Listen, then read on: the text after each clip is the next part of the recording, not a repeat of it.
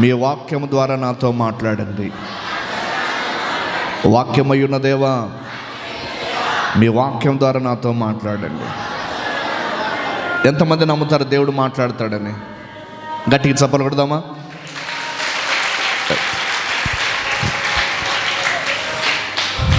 మంచిది. ఆరాధనకు వస్తూ ఉన్నప్పుడు ఒక చక్కటి లక్షణం ఏమిటంటే, మీ ఓన్ బైబిల్ గ్రంథము, మీ స్వంత బైబిల్ గ్రంథము, ఒక చిన్న నోట్బుక్, ఒక పేపర్, ఒక పెన్ను మీరు కలిగి ఉండడం, వాటిని తీసుకురావడం చాలా సంతోషంగా నేను భావిస్తాను. కారణం ఏమిటంటే, అందించబడే మాటలు మీ కొంచెం నోట్ చేసుకోగలిగితే నేనేం చెప్పానో మీకు గుర్తుంటుంది. మీరు చదివేటప్పుడు కూడా కొంచెం అర్థం చేసుకోవటానికి వీలుగా ఉంటుంది, ఈజీగా ఉంటుంది. దీని వెనకాల ఒకరోజు 2 రోజులు ప్రయాస కాదు, చాలా రోజుల నుండి ప్రయాసపడుతూ ఉన్నాం. కొన్ని విషయాలు మీకు అర్థం కాకపోయినప్పుడు వాటిని స్టడీ చేసి కొంత మీ ముందు సమాచారాన్ని ఇస్తూ వచ్చినప్పుడు మీకు ఏదైనా కొత్త మాట అనిపించినప్పుడు వాళ్ళు నోట్ చేసుకోగలిగితే బైబిల్ ఇంకోసారి చదువుతూ ఉన్నప్పుడు అది మీకు ఉపయోగకరంగా ఉంటుంది అని నేను నమ్ముతూ ఉన్నాను. అర్థమైంది అనుకుంటా. ఎందుకు ఈ మాట చెబుతున్నానంటే, వాక్యము మన మనసులో ఉంటే, బాగా చెబుతూ ఉన్నా వినండి, వాక్యము మన మనసులో ఉంటే, మతై మోనిటర్ కొంచెం, వాక్యము మన మనసులో ఉంటే పాపము చేయకుండా జాగ్రత్త పడతాం. అర్థమైందా? వాక్యము మన మనసులో ఉంటే పాపము చేయకుండా జాగ్రత్త పడతాం. ఒక అబ్బాయి ఇంటర్వ్యూకి వెళ్ళాడు అనుకోండి, సబ్జెక్టు బాగా ఉందనుకోండి, ఇంటర్వ్యూలో ఏ క్వశ్చన్ అడిగినా కూడా చెప్పగలుగుతాడు. ఎందుకు? సబ్జెక్టు లోపల ఉంది కాబట్టి. అలాగే వాక్యం నీలో కనుక ఉండగలిగితే ఎక్కడ ఏ సందర్భంలో ఎలా ఉండాలో, ఎలా మసులుకోవాలో, ఏ రకంగా శోధనలు వచ్చినా ఎలా ఎదిరించాలో వాక్యమే మనకు ధైర్యాన్ని ఇస్తుంది. నేను మొట్టమొదటిగా ఇష్టపడుతున్నాను. నమ్మిన వారు ఒకసారి గట్టిగా చప్పలు పెడదామా? రైట్, మంచిది. మనం గడిచిన వర్తమానంలో దేవుని రాజ్యమును, ఆయన నీతిని మొదట వెతకండి, అవన్నీ మీకు అనుగ్రహించబడతాయి అని ప్రభు చెప్పిన కొన్ని మాటలు మనం విన్నాం. ఈ సమయమందు ఒక ఆలోచనాత్మకమైన ఒక సంగతి మీ ముందు ఉంచాలని నేను ఇష్టపడుతూ ఉన్నా. శ్రద్ధగా కొన్ని నిమిషాలు మీ మనస్సును అందించబడుతున్న వాక్యంపై కేంద్రీకరిస్తారని నేను ప్రభును బట్టి ఆశిస్తూ ఉన్నాను. మత్తయి సువార్త 6వ అధ్యాయం, మత్తయి సువార్త 6వ అధ్యాయం 20వ వచనములో ఒక మాట ప్రభు యేసుక్రీస్తు వారు ఇలా తెలియచేశాడు. మత్తయి సువార్త 6వ అధ్యాయం 20వ వచనం. పరలోకమందు, మీరు చదవండి దయచేసి, బైబిల్ ఉన్న వాళ్ళందరూ కూడా చదవండి, మీరు చదివితే బాగుంటుంది. పరలోకమందు మీ కొరకు ధనము కూర్చుకొనుడి, అచ్చట చిమ్మెటైనను తుప్పైనను దాన్ని తినివేయదు, దొంగలు కన్నము వేసి దొంగలించరు అన్నాడు. What a wonderful statement. ఏమన్నాడు ప్రభువు యేసుక్రీస్తు వారు?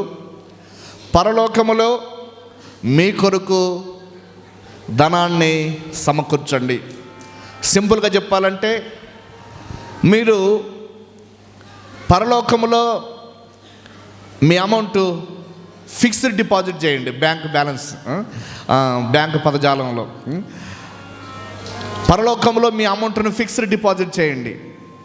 ఎందుకు అంటే, భూమి మీద ఒకవేళ మీరు మీ ధనాన్ని ఎఫ్డి చేశారనుకోండి, కొంతకాలం వడ్డీ వస్తుంది. ఒకవేళ మీ దగ్గర పెట్టుకున్నారనుకోండి, ఇక్కడ దొంగలు ఉంటారు. తర్వాత ఏమన్నాడు? చిమ్మెట అంటే పాతకాలంలో రూకలు రూపకంగా పెట్టుకునేవాళ్ళు కాబట్టి అది చిమ్మట కొట్టడానికి కూడా అవకాశం ఉండేది అని, తుప్పు పట్టేది అని. పాతకాలంలో బ్యాంకింగ్ సిస్టమ్ లేనప్పుడు భూమిలో తవ్వి పెట్టేవాళ్ళు అని ఒకసారి నేను చదువుకున్నా. ఈ రకంగా భూమిలో దాచబడిన ధనం తుప్పు పట్టడానికి కూడా అవకాశం చాలా ఎక్కువగా ఉండేది. ప్రభువైన యేసుక్రీస్తు ఒక చక్కటి ఆహ్వానాన్ని తెలియచేశాడు అందరికీ. పరలోకమందు మీరు ధనాన్ని సమకూర్చుకోండి. ఏంటి సార్, ఎస్బీఐలో పెట్టాలంటే మన బ్యాంక్ అంజయ్ గారు ఉన్నారు, వాళ్ళకి తెలుసు రూల్స్ ఏమో. మరి వేరే బ్రాంచ్కి వెళ్తే వాళ్ళ రూల్స్ అన్నీ తెలుసు. మరి పరలోకంలో ఫిక్స్డ్ డిపాజిట్ చేయాలంటే ఎక్కడ దొరుకుతుంది? ఆ ఫామ్ ఎక్కడ ఉంటుంది? ఎవరిని అప్రోచ్ అవ్వాలి? ఎవరిని కలవాలి? దానికి ఇంట్రెస్ట్ ఎలా ఉంటుంది? ప్రపంచంలో ఏ బ్యాంకులు ఇవ్వని ఇంట్రెస్ట్ ఆయన ఇస్తాడు. ప్రపంచంలో ఏ బ్యాంక్ ఇవ్వని వడ్డీ రేట్లన్నీ కూడా ఆయన ఇస్తాడు పరలోకంలో ఉన్న ధనవంతుడు. అది చాలా ఇంట్రెస్ట్గా ఉంటుంది. అందుకనే ఆయన పరలోకంలో ధనాన్ని సమకూర్చుకోండి అన్నాడు. ఒక సంగతి, మనం భూమి మీద ఉన్నాం కాబట్టి భూమి మీద అవసరాలు తీర్చుకోవడానికి డబ్బు అవసరం. మరి పరలోకంలో ధనం సమకూర్చుకోండి అన్నాడు. అంటే పరలోకంలో ధనం వల్ల ఉపయోగం ఉంటుందా? పరలోకంలో కూడా మనం ధనం సంపాదించుకోవాలంటే పరలోకంలో కూడా గొప్ప గొప్ప ధనవంతులు ఉంటారా అన్న ప్రశ్నలు కూడా మనకు వస్తాయి. సరే, వాటన్నిటికీ కొన్ని విషయాలు ఈ సందర్భంగా ఆలోచన చేయటానికి మనం ప్రయత్నించేద్దాం. భూమి మీద ఉన్న ధనాన్ని గురించి వాక్యం చెప్పిన మాట 2-3 మాటలు గుర్తు చేస్తా. భూమి మీద ధనం ఎలాంటిదో, అది ఏ రకంగా మనిషిని పనిచేస్తూ ఉందో, ఏ రకంగా మనిషికి ప్రమాదం కూడా కలిగిస్తూ ఉందో కొన్ని మాటలు ఈ సందర్భంగా ఆ మాటలు విని మనం లేఖనంలోనికి వెళ్ళిపోవటానికి సిద్ధపడదాం. భూమి మీద ప్రభువైన యేసుక్రీస్తు వారు ఈ మాట అన్నాడు. ఇందాక చదువుకున్నాం కదా, మత్తయి సువార్త 6వ అధ్యాయం 19 వచనం చదవండి. మత్తయి సువార్త 6:19. అక్కడేమన్నాడు అంటే,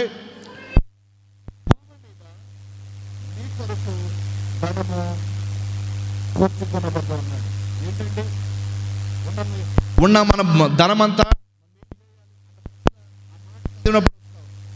భూమి మీద మీ కొరకు ధనం కూర్చుకోవద్దు. ఏమిటంటే భూమి మీద మీరు ధనం కూర్చుకుంటే ఏం జరుగుతుందో చెప్తాడు. ఇక్కడ చిమ్మటి కొట్టును, తుప్పు తినివేయును, దొంగలు కన్నం వేసి దొంగలించెదరు. భూమి మీద మీ కొరకు ధనం సిద్ధపరచుకోవద్దు అన్నాడు. భూమి మీద ధనం మీ కొరకు సిద్ధపరచుకోవద్దు అన్నాడు. కాబట్టినే పరలోకంలో ధనం సిద్ధపరచుకోండి అన్నాడు. అసలు భూమి మీద ఉన్న ధనాన్ని గురించి వాక్యం చెప్పిన కొన్ని మాటలు నేను గుర్తు చేస్తూ ఉన్నాను. లూకాసు వార్త 19వ అధ్యాయం. లూకాసు వార్త 19వ అధ్యాయం, 16వ అధ్యాయం. బైబిల్ గ్రంథం దగ్గరకు వద్దాం. లూకాసు వార్త 16వ అధ్యాయం.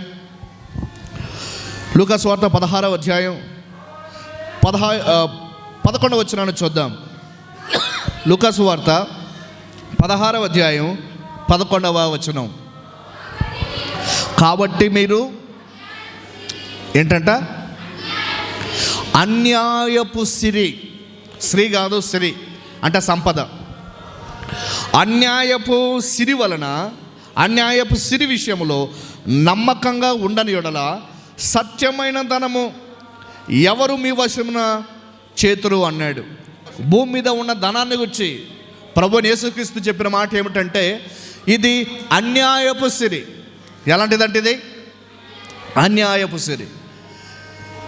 బడా రాజకీయ నాయకులు అడిగితే వాళ్ళు ఖచ్చితంగా ఇన్కమ్ ట్యాక్స్ ఎగరగొట్టి ఎలా సాధించగలుగుతారో, ఎలా సంపాదించుకుంటారో బాగా తెలుసు. అంతా కూడా దానికి గవర్నమెంట్ ఒక ముద్ర వేసింది, ఇట్స్ మీన్స్ బ్లాక్ మనీ అని. ఇది ఎక్కడి నుండి వచ్చింది? ఇది లీగల్గా సంపాదించుకుంటూ ఉన్నారా, ఇల్లీగల్గా సంపాదించుకుంటూ ఉన్నారా? దేశ ఆర్థిక వ్యవస్థకు పన్ను కట్టకుండా కోట్ల అక్రమంగా సంపాదించే వ్యక్తులు చాలామంది ఉన్నారు. అందుకనే ప్రభువైన యేసుక్రీస్తు వారు ఏమన్నారంటే, అన్యాయపు సిరి వలన అన్యాయపు సిరిని సంపాదించుకోవటానికి ప్రయత్నించొద్దు అన్నాడు. అన్యాయపు సిరి విషయంలో నమ్మకంగా ఉండని వాడు సత్యమైన ధన విషయంలో ఎలా నమ్మకంగా ఉంటాడు అన్నాడు. భూమి మీద ఉన్న ధనాన్ని గురించి ప్రభు చెప్పిన మాట అన్యాయపు సిరి. సోదరుడా, నీ దగ్గర ఉన్న ధనం అది సత్యమైన ధనమా లేకపోతే అన్యాయంగా సంపాదించుకున్నదా? జస్ట్ ఒక ప్రశ్న నీ ముందు వచ్చుతూ ఉన్నా, అంతే. ముందుకెళ్దాం. భూమి మీద ఉన్న ధనాన్ని గురించి బైబిల్ గ్రంథం లేక ప్రభువైన యేసుక్రీస్తు వారు ఇచ్చిన కొన్ని స్టేట్మెంట్లు, కొన్ని మాటలు మనం చూడటానికి ప్రయత్నం చేద్దాం. అక్కడే 9వ వచనంలో అంటాడు. లూకాసు వార్త 16:9వ వచనంలో కూడా అంటాడు. ఏమంటాడంటే, అన్యాయపు సిరి వలన మీరు స్నేహితులను సంపాదించుకోండి, దేవుని నామానికి మహిమ కలుగును గాక. ఏమన్నాడు తెలుసా? అన్యాయపు సిరి వలన మీరు స్నేహితులను సంపాదించుకోండి. అంటే నీవు ఎలాగో ఈ భూమి మీద ఉండడే కొంతకాలం జీవితాన్ని జీవిస్తావు. నీ ధనం వలన పరలోకం కొరకు స్నేహితులు సంపాదించుకో.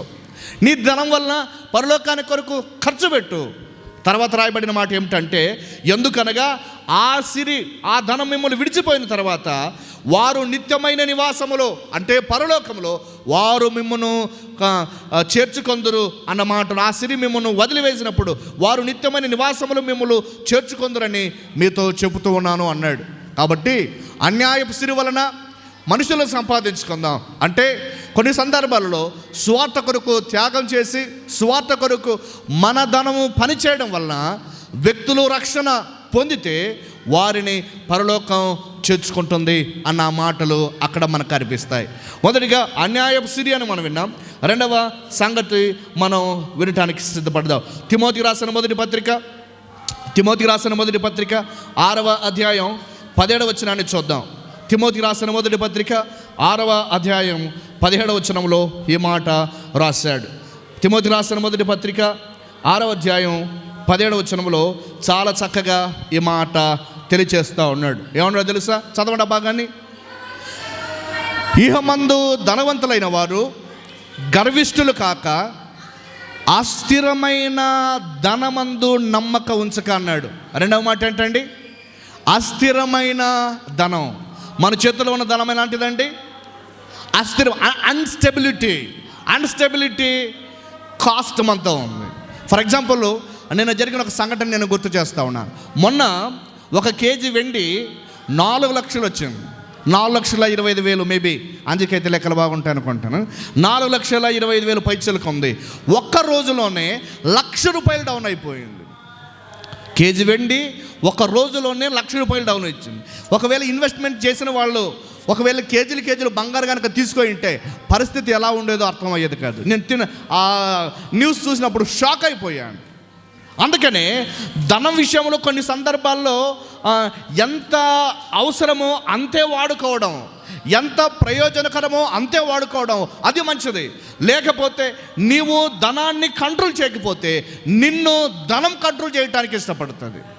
నీవు ధనాన్ని కంట్రోల్ చేయకపోతే ధనము నిన్ను కంట్రోల్ చేయడానికి కూడా అది ఖచ్చితంగా శక్తి కలిగింది. అందుకనే ప్రభువైన యేసుక్రీస్తు వారు చెప్పిన మాట ఏమిటంటే, లేఖలు చెప్పిన మాట, అస్థిరమైన ధనాన్ని నమ్మద్దు. పైసాయితో పరమాత్మ హాయ్ అంటారు. అంటే పైసా ఉంటే దేవుడు ఉంటాడని ఆ సామెత యొక్క భావన. నేనేమంటానంటే, వాక్యం చెప్పిన మాట ఏమిటంటే, అస్థిరమైన ధనమందు నమ్మకం ఉంచద్దు. నువ్వు నమ్మాల్సింది ధనాన్ని కాదు, నేను నమ్మాల్సింది దైవాన్ని. అది అన్యాయపు సిరి, ఇది అస్థిరమైనది, ఇది స్థిరమైనది కాదు, అన్స్టెబిలిటీ కలిగింది, ఇది స్టాండర్డ్ది కాదు, స్ట్రెంత్ ఇవ్వదు, కొన్ని సందర్భాల్లో పతనం వైపుకి నడిపిస్తుంది. అందుకనే ఆయన అన్నాడు, పరలోకం కోసం ధనం సంపాదించుకోండి, పరలోకంలో ధనం సంపాదించుకోండి. భూమి మీద మీ కొరకు ధనం సిద్ధపరచుకోవద్దు, భూమి మీద మీ కొరకు ధనం సమకూర్చుకోవద్దు. ఒక రోజున మిమ్మల్ని ఆ ధనం వదిలిపెట్టి వెళ్ళిపోతుంది. ఈ మాటలు ప్రభు చెబుతూ ఉన్నాడు. పరలోకపు ధనానికి వచ్చిన తర్వాత మనం ఆలోచన చేద్దాం. 2 విషయాలు నేను గుర్తు చేశాను. ఏమిటి అంటే, మొదటిగా సిరి అన్యాయం కలిగింది, రెండవది అస్థిరమైన ధనము అన్నాడు, అస్థిరమైన ధనాన్ని అన్నాడు. ప్రియులారా, దేవుని వాక్యం చెబుతున్న సంగతులు మనం విందాం. యాకోబు పత్రిక 3వ విషయాన్ని చూద్దాం. యాకోబు పత్రిక, బైబిల్ గ్రంథం దగ్గరకు వద్దాం. యాకోబు పత్రిక 3వ అధ్యాయం 5వ అధ్యాయం, యాకోబు పత్రిక 5వ అధ్యాయం 2వ వచనంలో ఈ మాట తెలియచేస్తూ ఉన్నాడు. యాకోబు పత్రిక 5వ అధ్యాయం 2వ వచనంలో యాకోబు గారు ఈ మాట తెలియచేస్తూ ఉన్నాడు. మీ ధనము చెడిపోవును అన్నాడు. ఏంటంట? మీ ధనం చెడిపోవును, మీ ధనం చెడిపోవును, మీ ధనం చెడిపోవును. ఇక రాసిన మాట, మీ ధనము చెడిపోవును, మీ వస్త్రములు చిమ్మట కొట్టును, మీ బంగారము వెండి తుప్పు పట్టును, వాటి తుప్పు మీ మీద సాక్ష్యముగా ఉండి అగ్నివలె మీ శరీరములను తినివేయును. తర్వాత రాయబడిన మాట, అంత్య దినములందు ధనము సమకూర్చుకుంటుంది.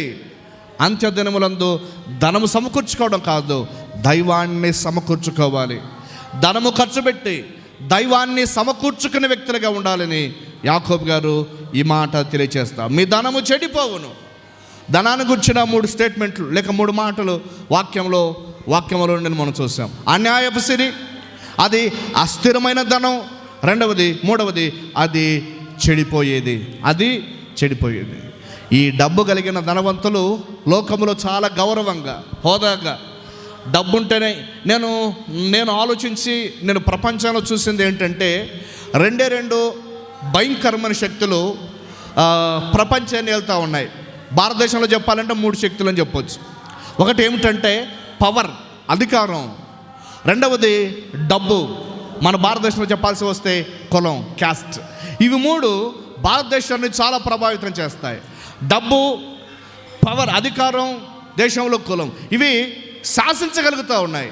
నేనేమంటానంటే ఇవన్నీ కూడా ఒక రోజు మన నుండి పోతాయి. ఇవన్నీ ఒకరోజు మన నుండి మనం దూరం అవుతాం, దాని నుండి మనం దూరం అవుతాం. లతా మంగేష్కర్ మనందరికీ తెలిసిన ఒక ప్రముఖ చాలా గాయని. ఆమె చెప్పిన స్టేట్మెంట్లు చాలా ఆశ్చర్యం, ప్రపంచానికి ఇచ్చిన ఓ శ్రేష్టమైన సందేశం.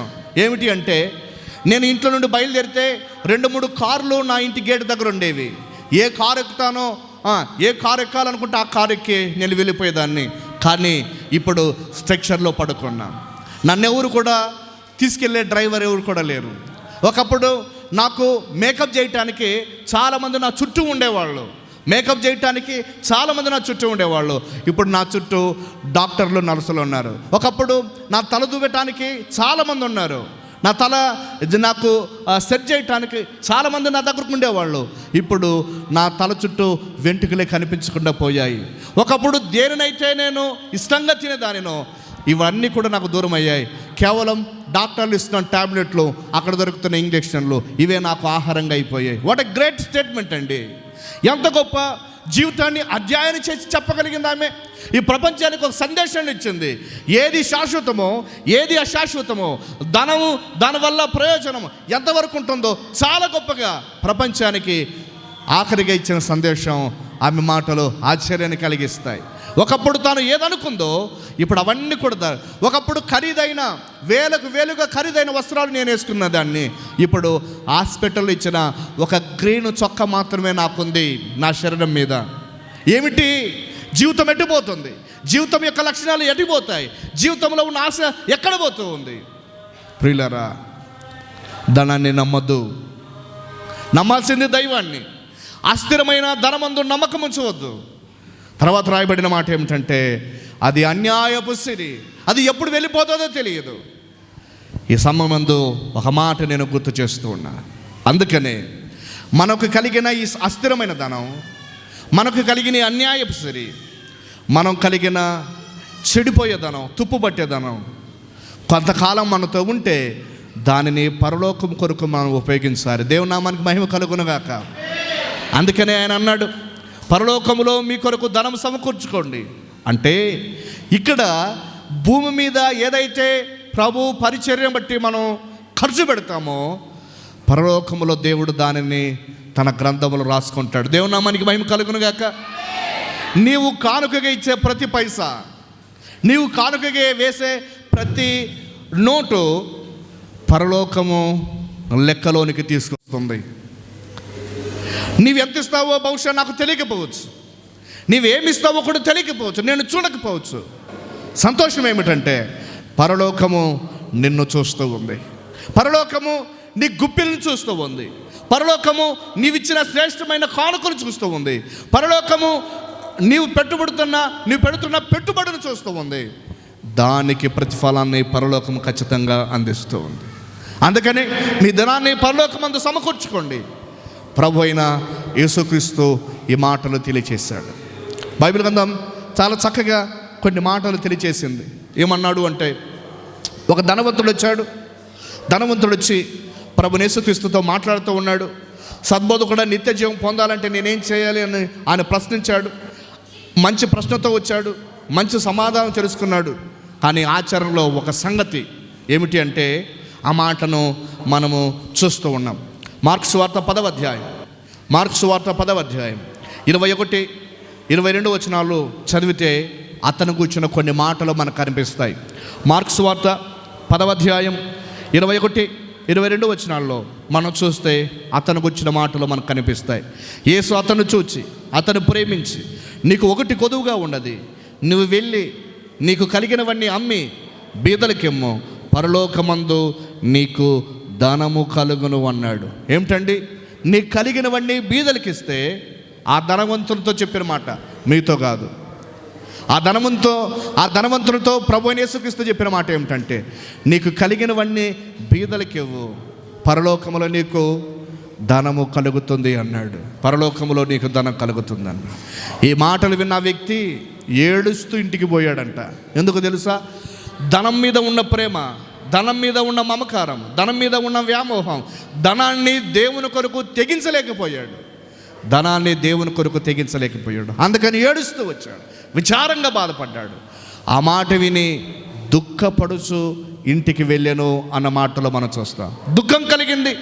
ధనాన్ని ప్రేమించే వ్యక్తి అది కాదంటే ఎలా ఉంటుందండి?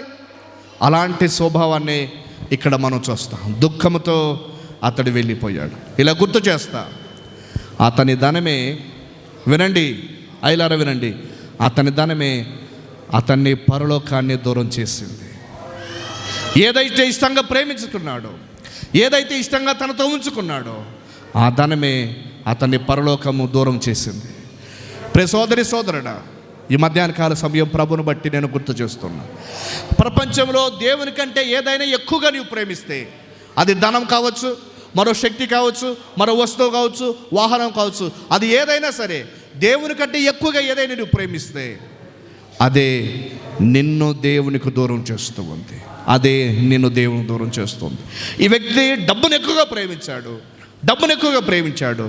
ఆ డబ్బే దేవుణ్ణి, పరలోకాన్ని, రెండిటిని దూరం చేసింది. ఈ మధ్యాహ్న కాల సమయం నీ జీవితం ఎక్కడుంది ఒకసారి ఆలోచించమని నేను ప్రభువును బట్టి మనవి చేస్తూ ఉన్నా. నీ ధనం దేవుని నామ మహిమార్థమై, నీ ధనం దేవుని నామ మహిమార్థమై ఉండాలని ఈ సందర్భంగా ప్రభువును బట్టి గుర్తు చేస్తూ ఉన్నా. ఒక పర్యాయము నేను ముగిస్తూ ఉన్నా. ఒక పర్యాయము ప్రభు అయిన యేసుక్రీస్తు వారు పేతురుతో మాట్లాడిన సందర్భాన్ని గుర్తు చేస్తూ ఉన్నా. దయచేసి రండి నాతో పాటు లేఖనాన్ని ఒకసారి మీ ముందుంచుకోండి. అక్కడ ప్రభు ఒక చక్కటి మాట ఈ రకంగా తెలియచేశాడు. మత్తయి సువార్త 19వ అధ్యాయం 23వ వచనం నుండి కొన్ని వచనాలు చదువుదాం. మత్తయి సువార్త 19వ అధ్యాయం 23 నుండి కొన్ని వచనాలు చదువుతూ ఉంటే ఒక సంగతి ఇక్కడ మనకు కనిపిస్తూ ఉంది. ఏమన్నాడు అంటే, యేసు తన శిష్యులను చూచి, ధనవంతుడు పరలోక రాజ్యములో ప్రవేశించుట దుర్లభమని మీతో నిశ్చయముగా చెప్పుచున్నాను. ధనవంతుడు చెప్పండి, పరలోక రాజ్యంలో ప్రవేశించుట ఎంతో దుర్లభం. కారణం ఏమిటి? ధనవంతుడు దేవుని రాజ్యానికి ప్రవేశించడం చాలా దుర్లభం అన్నాడు. మరి అంటే పేదలు ప్రవేశించడం దేవుని చిత్తమా అన్న ప్రశ్న కూడా వస్తుంది. బైబిల్ గ్రంథంలో చాలామంది ధనవంతులు కనిపిస్తారు. అబ్రహాము దాసీలు వెండి బంగారు గొర్రెలు ఎడ్లు ఒంటెలు కలిగిన బహుమంది పనివాళ్ళు కలిగిన గొప్ప ధనవంతుడు, గొప్ప శ్రీమంతుడు. అబ్రహాముని గురించి ఒక మాట అన్నారు. ఏమన్నారంటే, అబ్రహాము నీవు మా మధ్య మహారాజులా ఉన్నావు అన్నాడు. అంత గొప్ప వ్యక్తి అబ్రహాం. మరి ధనవంతుడు పరలోక రాజ్యంలో ప్రవేశించడం దుర్లభం అయితే అబ్రహాం పోకూడదు కదా దేవుని రాజ్యానికి? సంగతి ఏమిటంటే ధనమే జీవితానికి దైవం కాకూడదు. దేవునికి ఇవ్వాల్సిన స్థానం దేవునికి ఇవ్వాలి, ధనానికి ఇవ్వాల్సిన స్థానం ధనానికి వెళ్ళాలి. ఒక పర్యాయం ప్రభువు యేసుక్రీస్తు వారు ఇలా అన్నాడు, కైసరివి కైసరికి ఇవ్వండి, దేవునివి దేవునికి చెల్లించండి అన్నాడు. దేవుని హృదయాలు, దేవుడిచ్చిన జీవితాలు, హృదయం ఇది దేవునికి ఇద్దాం. కైసరుగా అంటే పన్ను చెల్లించాల్సిందే, కైసరు ఖచ్చితంగా చెల్లించాలి అని ప్రభువు యేసుక్రీస్తు చెబుతున్న మాటల్లో ఆ భావాన్ని మనం చూస్తాం. ధనవంతులుగా ఒకవేళ నిన్ను ఆశీర్వదించాడంటే దేవునికి స్తోత్రం. సంఘంలో ఒక ధనవంతుడు ఉన్నాడని చెప్పుకోవటానికి సంతోషిస్తూ ఉన్నాం. కానీ సందేశం ఏమిటంటే ధనం మీద నీ మనసును పెట్టొద్దు. ధనం ఇచ్చిన దేవుని మీద మాత్రమే. అది అన్యాయపు సిరి, అది క్షణికమైనది, అది అస్థిరమైనది. అది తుప్పు పట్టేది. దేవుని మీద మాత్రమే మనసు పెట్టాలని వాక్యం తెలియజేస్తుంది. పరలోక రాజ్యంలో ప్రవేశించుట దుర్లభమని మీతో నిశ్చయంగా చెప్పుచున్నానని చెప్పిన తర్వాత, ఇదిగాక ధనవంతుడు పరలోక రాజ్యంలో ప్రవేశించడం కంటే సూది బెజ్జములో ఒంట దూరుట సులభం అన్నాడు. సూది బెజ్జం అంటే ఎలా ఉంటుందండి? ఎంత ఉంటుంది? సూది బెజ్జంలో ఒంట దూరుట సులభం. అసలు ఆ మాటలు ఎలా ఉన్నాయి చూడండి. అంటే అంత కష్టంగా ప్రవేశించలేరు అని చెబుతూ ఉన్నాడు. ధనం మీద మనస్సుని కేంద్రీకరించిన వ్యక్తులు అయినా ధనవంతుల గురించి మాట చెబుతూ ఉన్నాడు.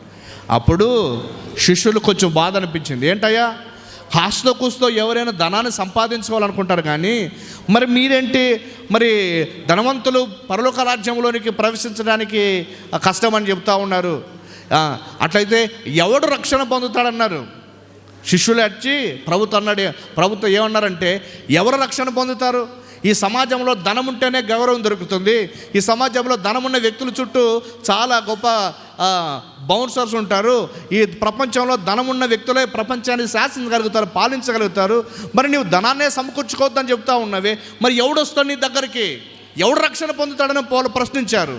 అప్పుడు ప్రభు దానికి సమాధానం ఇస్తూ ఏమన్నాడు తెలుసా? అందుకే సువారం చూసి 26 వచనం, ఇది మనుషులకు అసాధ్యము కానీ దేవునికి సమస్తము సాధ్యము. ఎవరిని రక్షించాలో, రక్షణ అన్నది ఎలా వస్తుందో దేవుడు ఏర్పాటు చేశాడు. ఆ పద్ధతులు వెళ్ళగలిగితే రక్షణ పొందుతారు, కానీ ధనము ద్వారా రక్షణ దొరకదు అని పరోక్షంగా ప్రభు మాట్లాడుతున్న సందర్భాన్ని ఇక్కడ మనం చూస్తాం. ధనమే నిత్య జీవితానికి నేను తీసుకెళ్ళదు. ధనవంతుడైనా నీవు ప్రభువును విశ్వసించాలి. అది ఉచితంగా ఆయన కృప ద్వారా రక్షణ పొందుతావు అని వాక్యం చెబుతూ ఉంది. దీన్ని ప్రామాణికంగా మనం తీసుకోవాలి. కానీ ధనం వల్ల నేను ధనవంతుడు కాబట్టి పరలోకానికి పోతాను, నా ధనం పెట్టి పరలోకాన్ని కొనుక్కుంటానని చెప్పడానికి వీల్లేదు. వాక్యము దాన్ని అంగీకరించదు. రక్షణ పొందటానికి ప్రభు అయిన యేసుక్రీస్తునందు విశ్వాసమే. నీవు ధనవంతుడు కావచ్చు, లేక పేదవాడు కావచ్చు, నీవెవరైనా సరే ప్రభు అయిన యేసుక్రీస్తునందు విశ్వాసం ఉంచాలి. కృప కేవలము విశ్వాసం ద్వారా మాత్రమే, కృపచేతనే మీరు రక్షింపబడి ఉన్నారు. ఎఫెసీ పత్రిక 2వ అధ్యాయం 8వ వచనంలో ఆ మాట మనం చూస్తాం. కృప వలన రక్షణ, క్రీస్తునందు విశ్వాసం వలన రక్షణ. రోమిలకు రాసిన పత్రిక 10వ అధ్యాయం 9-10 వచనాల్లో ఆ మాటను మనం చూస్తాం. నోటితో ఒప్పుకొని హృదయమందు విశ్వసిస్తే రక్షణ మనం పొందుతాం. ఇది దేవుని వాక్యం చెప్పిన మాట, దేవుని వాక్యం చెప్పిన మాట. అప్పుడు 27వ వచనములో పేతురు అన్నారు, ప్రభా ఇదిగో మేము సమస్తము వదిలిపెట్టి నిన్ను వెంబడిస్తూ ఉన్నామన్నాడు. ధనవంతులు పరలోక రాజ్యంలో ప్రవేశించడం దుర్లభమని చెప్పిన తర్వాత, అయ్యా మాకు కలిగినవన్నీ కూడా వదిలిపెట్టి నిన్ను వెంబడిస్తూ ఉన్నాం. ఎవరు చెప్పారండి? మరి మాకేం దొరుకుతుంది అని పేతురు గారి యొక్క ఆలోచన. అన్నీ వదిలిపెట్టి వచ్చాం, మరి మాకేం దొరుకుతూ ఉంది? ప్రభువైన యేసుక్రీస్తు వారు చెప్పిన ఆ మాటను మనం చూస్తాం. ఇదిగో మేము సమస్తము విడిచిపెట్టి నిన్ను వెంబడించుతాము, మాకేము దొరుకునని ఆయనను అడగగా. వండర్ఫుల్ అండి. మాకేం దొరుకుతూ ఉంది? ప్రభు అక్కడ చెబుతూ ఉన్నాడు. వినండి, నేను గుర్తు చేశాను. మీరు దేవుని కొరకు వేసిన చేసిన ప్రతి ఖర్చు, ప్రతి పైసా పరలోకము చూస్తూ ఉంది. దానికి సమాధానమే ఇక్కడ మనం చూస్తాం. దయచేసి బైబిల్ గ్రంథం అందరు తెరవండి. మత్తయి సువార్త 19వ అధ్యాయం, మత్తయి సువార్త 19వ అధ్యాయం 29వ వచనం బాగా చూద్దాం. మత్తయి సువార్త 19:29. ఈ మాటల్లో ఒక శ్రేష్టమైన సందర్భం దాగి ఉంది. ఆ భాగాన్ని చూద్దాం. మత్తయి సువార్త 19వ అధ్యాయం 29వ వచనంలో ఈ మాట మనం చూస్తాం. నా నామము నిమిత్తము అన్నదమ్ములనైనను, అక్క చెల్లెళ్ళనైనను, తండ్రినైనను, తల్లినైనను, పిల్లలనైనను, భూములనైనను, ఇండ్లైనను విడిచిపెట్టిన ప్రతి వాడు, బాగా ఫోకస్ చేయండి, 100 రెట్లు పొందును. దేవుని నామానికి మహిమ కలుగునుగాక. ఎన్ని రెట్లు అంట? 100 రెట్లు పొందుతారు. నీవు దేవుని కొరకు ఆస్తులు వదిలిపెట్టావా? దేవుడు 100 రెట్లు పరలోకంలో ఆయనే నీకు ఆస్తి. పిల్లలు కుటుంబాన్ని వదిలిపెట్టి ప్రభుకు వచ్చావా? పరలోకంలో చాలామంది నీకు పిల్లలు ఉన్నారు. అక్కడ ఏం రాసున్నారంటే 100 రెట్లు తల్లిదండ్రులను, పిల్లలను, అక్క చెల్లెలను సంపాదించుకో. ఇంకా పెళ్ళిళ్ళ సంగతి భూమి మీద మాత్రమే, పిల్లల సంగతి భూమి మీద మాత్రమే. ప్రతి వాళ్ళక్కడ దేవుని పిల్లలుగా, మనమందరూ ఆత్మీయ సహోదరులుగా, దేవుడే మనకు తండ్రిగా, మనమందరూ కూడా దేవుని పిల్లలుగా అక్కడ మనం ఉంటాం. వినండి, ఒక శ్రేష్టమైన సంగతి చెబుతా ఉన్నాను. పరలోకమందు మీ కొరకు ధనం సమకూర్చుకోండి అంటే, వినండి, ఇక్కడ నీవు రూపాయి దేవుని కోసం ఖర్చు పెడితే పరలోకం నీకు ఎంత ఇస్తుందో తెలుస్తా? పరలోకం ఎంత ఇస్తుంది? 100. అదే ప్రభు ఇక్కడ నేరుగా చెప్పాడు, ఇహమందు ఇండ్లైనను విడిచిపెట్టిన ప్రతివాడు 100 రెట్లు పొందుతాడు, 100 రెట్లు పొందునని మీతో ఇదిగాక నిత్య జీవం కూడా మనకు వస్తుంది అన్నాడు. దేవుని నామానికి మహిమ కలుగును గాక. నీవు నిత్య జీవాన్ని పొందుతావు. ఈ భూమి మీద నీ ధనము ప్రభు కొరకు వాడబడితే 100 రెట్లు ప్రతిఫలాన్ని పరలోకంలో నీకు అందిస్తుంది. 100 రెట్లు ప్రతిఫలాన్ని ప్రభు మనకు అనుగ్రహిస్తాడు. అందుకనే నేను చాలాసార్లు చెబుతా ఉన్నా, నువ్వు ఎక్కడైనా ఖర్చు పెట్టి లాస్ అయ్యేవేమో, కానీ దేవునికి ఇచ్చిన ఏ పైసా కూడా వృధాగా కాదు. దేవుని పేరిట చేసిన ఏ ఖర్చు కూడా వృధాగా కాదు. పరలోకము దానిని గుర్తిస్తుంది, పరలోకము దానిని లెక్కించుకుంటుంది, పరలోకము దానిని చూస్తూ ఉంది. ఈ మధ్యాహ్న కాల సమయంలో దానిని సంపాదించుకోవటానికి సిద్ధపడదాం. ఆయన అన్నాడు కదా, పరలోకములో మీ కొరకు ధనము సమకూర్చుకోండి, పరలోకములో మీ కొరకు ధనం సమకూర్చండి. అంటే ఈ భూమి మీద దేవుని కొరకు మనము చేసే ఖర్చు, ఈ భూమి మీద దేవుని కోసం వేసే కానుక, ఈ భూమి మీద దేవుని కోసం చేసే ప్రతి పైసా పరలోకం కొరకు పెట్టుబడి. ఇది ఏం చేస్తూ ఉంది అంటే, బయటికి వెళ్ళి ఆత్మలను సంపాదిస్తూ ఉంది. అన్యాయపు సిరి వలన మీరు స్నేహితులు సంపాదించుకోండి అన్నాడే. అంటే సువార్త ప్రకటన ద్వారా మీరు బయటికి వెళ్ళి సువార్త ప్రకటిస్తే, వారు యేసుక్రీస్తుని అంగీకరిస్తే, వారు నిత్య జీవం పొందితే వారిని పరలోకంలో మనం కలుసుకుంటాం. దేవుని నామానికి మహిమ కలుగును గాక. పరలోకములో స్నేహితులు సంపాదించుకోవాలి అంటే ఈ రోజున భూమి మీద సువార్త ప్రకటన జరగాలి. సువార్త ప్రకటన జరగాలి అంటే దానికయ్యే వనరులను మనం ఖర్చు పెట్టాలి. మనం ఖర్చు పెట్టగలిగితే పరలోకము దానిని రెట్టింపు ప్రతిఫలాన్ని ఇస్తూ ఉంది. పరలోకం దానిని రెట్టింపు ప్రతిఫలాన్ని ఇస్తూ ఉంది. ఒక మాట చెప్పి నేను సువార్తన సందేశాన్ని ముగించడానికి ఇష్టపడుతూ ఉన్నాం. కొరింథీయులకు రాసిన పత్రికలో ఒక మాట మనము చూస్తాం. ఏమిటి ఆ మాట అంటే, చాలా చక్కగా ప్రభు అయిన దేవుడు మనందరి కొరకు ఈ మాట రాశాడు. చాలా సంతోషం. చక్కగా ఆ మాటను మనం లేఖనములో చూస్తాం. దేవుని వాక్యం చాలా స్పష్టంగా ఆ మాటను మనకు తెలియచేస్తూ ఉంది. ఆ మాటలో ఒక శ్రేష్టమైన ఆశీర్వాదాన్ని మనం లేఖనములో చూస్తాం. శ్రేష్టమైన ఆశీర్వాదాన్ని లేఖనములో చూస్తాం. ఏమిటి అంటే, కొరింథీయులకు రాసిన 2వ పత్రిక, కొరింథీయులకు రాసిన 2వ పత్రిక 9వ అధ్యాయం, కొరింథీయులకు రాసిన 2వ పత్రిక 9వ అధ్యాయం, కొరింథీయులకు రాసిన పత్రిక 2వ పత్రిక 9వ అధ్యాయం 7-8 వచనాలు ఈ మాటలు ఇలా రాయబడ్డాయి. సనుగు కొనక, బలవంతముగా కాక, ప్రతివాడు తన హృదయములో నిశ్చయించుకున్న ప్రకారము ఇయ్యవలెను. దేవుడు ఉత్సాహంగా ఇచ్చువానిని, గట్టిగా చెప్పండి, దేవుడు ఉత్సాహంగా ఇచ్చువానిని. దేవుడి నామానికి మహిమ కలుగును గాక. దేవుడు ఎవరు ప్రేమిస్తున్నాడండి? ఏంటి, డబ్బును బట్టి కూడా దేవుడు ప్రేమిస్తున్నాడా అనే కాన్సెప్ట్ మీలో రావచ్చు. నేనేమంటానంటే, నువ్వు రక్షణ పొందిన తర్వాత నీతో పాటు అనేకుల రక్షణ పొందాలన్న నీ హృదయ అభిలాష ఎంతుందో నీవిచ్చే దాంట్లో కనిపిస్తుంది. అందుకని దేవుడు ఉత్సాహంగా ఇచ్చేవారిని ప్రేమిస్తాడు, ఉత్సాహంగా ఇచ్చేవారిని ప్రేమిస్తాడు. ఈ మధ్యాహ్న కాల సమయం నేను ముగిస్తూ ఉన్నా. పరలోకం కొరకు మనం ధనం సంపాదించుకుందాం. పరలోకం కోసం భూమి మీద ఖర్చు పెడదాం. పరలోకము మన క్రియలను జ్ఞాపకం చేసుకుంటుంది. కొర్నేలు గారిని చూస్తే, కొర్నేలు భయభక్తి కలిగిన వాడు, దేవుని యందు భక్తి కలిగిన వాడు. తర్వాత ఎల్లప్పుడూ ప్రార్థన చేస్తూ ఉన్నారు. పేదలకు ధర్మకార్యాలు చేసేవాడు.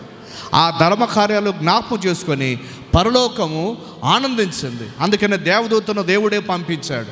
పౌలు వెళ్ళి సువార్తను పేతురు ద్వారా సువార్తను ప్రకటించడానికి, పేతురు ద్వారా సువార్త వినటానికి.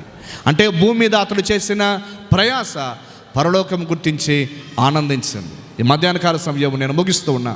ప్రియ సోదరి సోదరుడా, నీ ధనం ఎక్కడుందో, నీ ధనం ఎక్కడుందో, గట్టిగా, నీ ధనం ఎక్కడుందో, నీ ధనం పరలోకమందుంటే మీ హృదయం కూడా అక్కడే ఉంటుంది. ఒకవేళ భూమి మీద నీ ధనం ఉందనుకో, నీ చుట్టూ అంతా కూడా భూమి మీదనే, నీ ఆశలన్నీ కూడా కిందగానే ఉంటాయి. కాబట్టి మనం పర సంబంధమైన వ్యక్తులుగా, పరలోకం కొరకు ఖర్చు పెట్టే వ్యక్తులుగా దేవుని కొరకు సాగాలని నేను ప్రభువుని బట్టి మనం చేస్తూ ఉన్నాను.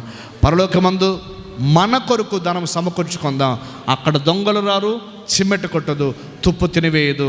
పరలోకములో దేవుడు మహిమ పొందినట్లుగా ఈ భూమి మీద ఉన్న మనం ఆయన కొరకు ఖర్చు పెట్టి ఆయనను మహిమపరిచి అనేకులను రక్షణ కొరకు సాగునట్లుగా, అనేకులు రక్షణ పొందినట్లుగా మన ధనాన్ని ఉపయోగించి ప్రభు నామ మహిమార్థమై ముందుకు సాగిపోదాం. అలాంటి కృపను వాక్యం విన్న మనందరికీ దేవుడే తన కృపను అనుగ్రహించి మహిమ పొందునుగాక.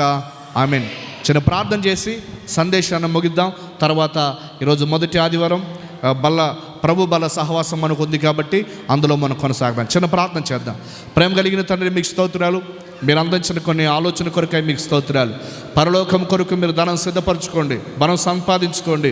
మీ మాటల కొరకై మిమ్మల్ని స్తుతిస్తూ, భూమి మీద ధనం ఎలాంటిదో మీరు కొన్ని మాటలు తెలియచేశారు. మాకు కలిగిన వాటిని పరలోకం కొరకు ఖర్చు పెట్టడానికి, మీ మహిమ కొరకై ఖర్చు పెట్టడానికి, స్వార్థ కొరకై ఖర్చు పెట్టడానికి మా అందరికి ఒక చక్కటి ఆలోచన, ప్రేరణ మీరు అనుగ్రహించమని ప్రార్థన చేస్తున్నాం.